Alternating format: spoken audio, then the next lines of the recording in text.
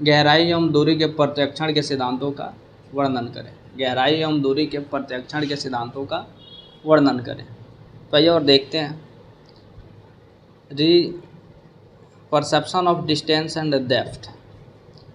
वातावरण में वस्तुएं जिनका हम प्रत्यक्षण करते हैं इनको मूलतः 3 विमा में सज्जित किया हो सकते हैं। जिस वस्तु का व्यक्ति प्रत्यक्षण कर रहा है वह वस्तु ऊपर से, व्यक्ति से ऊपर या नीचे हो सकता है, दाईं या बाईं ओर हो सकता है, या फिर दूर या नज़दीक हो सकता है। चाहे वह वस्तु व्यक्ति के ऊपर हो या नीचे, बाईं हो या दाईं, नज़दीक हो या दूर हो। जब उसका प्रतिबिंब अक्षीपटल या दृष्टिपटल पर पड़ता है तब उसे केवल लंबाई या चौड़ाई होती है। दूसरे शब्दों में हम अक्षीपटल पर जो प्रतिबिंब बनता है उसे मात्र 2 ही विमा होते हैं, एक है लंबाई और दूसरी है चौड़ाई। तीसरी विमा यानी मोटाई नहीं होती है। अतः अक्षीपटल पर बने प्रतिबिंब किसी कागज के टुकड़े पर बने चित्र के बिल्कुल समरूप होते हैं, जिसमें केवल लंबाई तथा चौड़ाई होती है। लंबाई और चौड़ाई का ही ज्ञान होना ऐसी होती है। जब दृष्टिपटल पर पड़ने वाले प्रतिबिंब में मात्र लंबाई और चौड़ाई होती है तो ऐसी अवस्था में हमें वस्तुओं का सिर्फ लंबाई और चौड़ाई का ही ज्ञान होना चाहिए था, परंतु ऐसा नहीं होता है। हमें वस्तुओं की मोटाई, सघनता, दूरी आदि का भी ज्ञान होता है। इसे तीसरी विमा का प्रत्यक्षण कहा जाता है।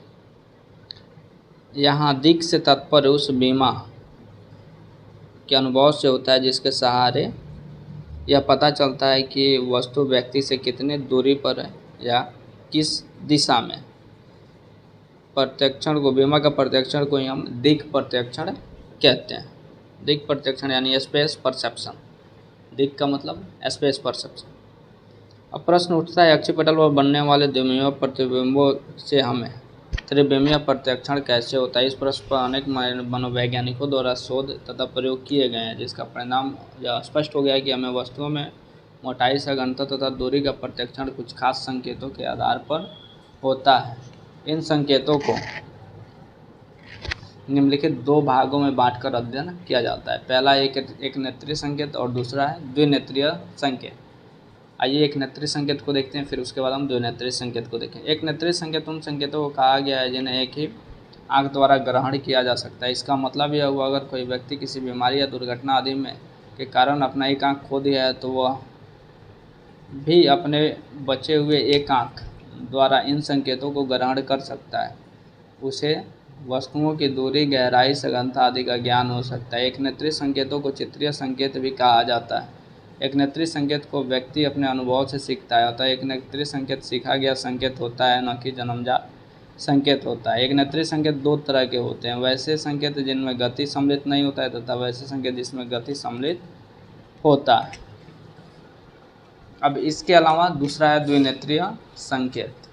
द्विनेत्रीय संकेत उन संकेतों को कहा जाता है जिनके प्रयोग के लिए हमें दोनों आँखों का होना आवश्यक है। अगर कोई व्यक्ति एक आँख किसी घटना या बीमारी के कारण खो देता है तो वह उन संकेतों का उपयोग, दूरी उपयोग, गहराई के प्रत्यक्षण में नहीं कर सकता है। इन संकेतों को शारीरिक संकेत भी कहा जाता है, क्योंकि इनका संबंध आँख की संरचना से होता है। स्वभावतः तब तक का संकेत जन्मजात होता है, न कि व्यक्ति इसे अनुभव द्वारा जीवन काल में सीखता है। तो याद रखिएगा। और इसके भी 3 प्रकार हैं। पहला है समायोजन, दूसरा है अविभिन्नता और तीसरा है द्विनेत्रीय विभिन्नता या फिर अक्षीपटलीय विभिन्नता।